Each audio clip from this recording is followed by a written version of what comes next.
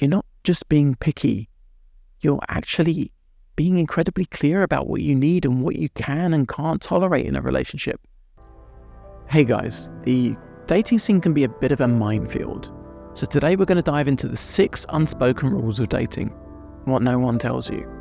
These are just some of the rules that can make or break your dating life. So let's dive right into it. We'll start on a light note with rule number 1.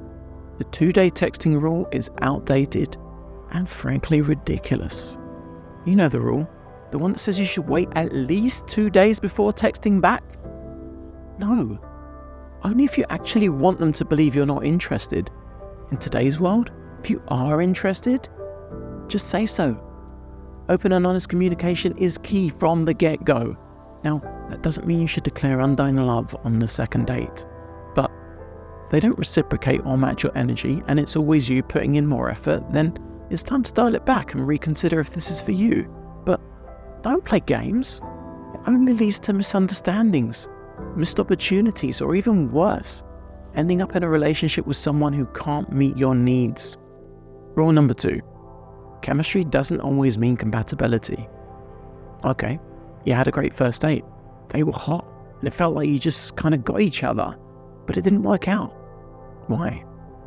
It's important to realize that chemistry doesn't guarantee a successful relationship. The spark was there, Steve, I hear you cry.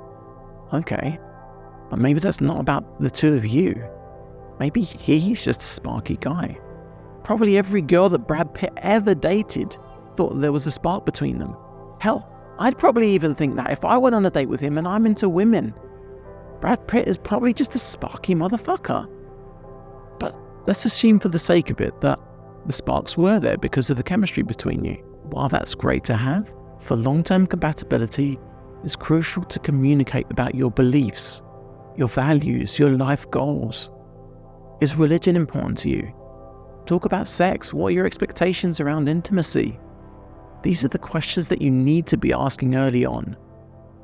Which leads me to rule number 3. Chemistry doesn't always mean compatibility. Part 2. What if the spark wasn't there at first? Well, you don't necessarily have to write them off just yet. There's something called the exposure effect. It's a phenomenon where people tend to develop a preference for those who become more familiar to them.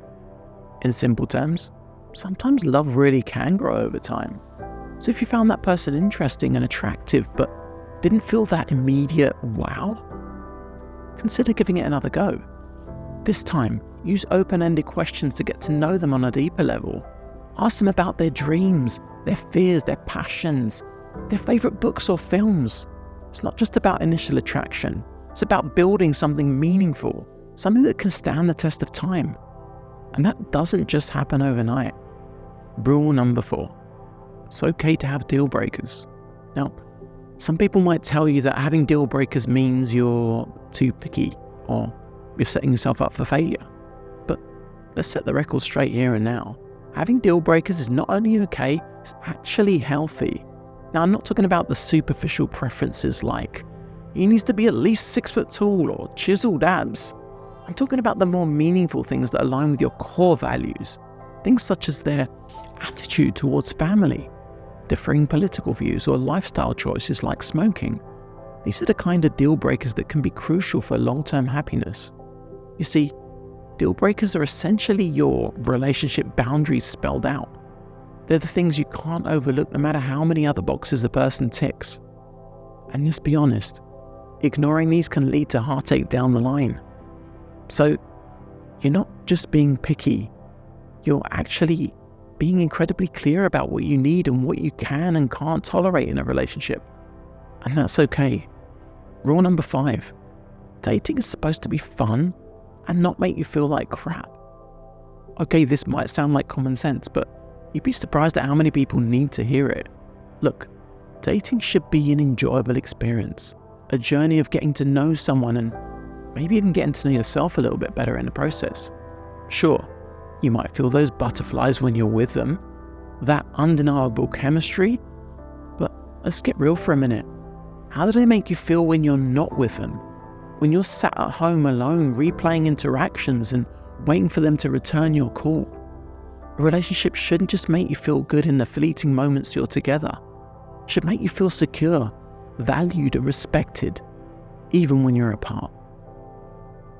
And last but not least, rule number 6, vulnerability is a strength, not a weakness.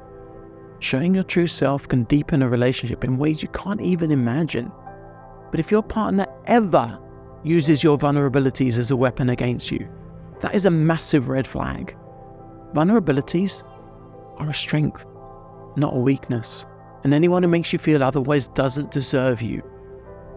So there you go. 6 unspoken rules of dating. Let me know what you think, and if you've got your own rules and experiences to add, drop them in the comments below. Don't forget to like, share, and subscribe for more dating insights.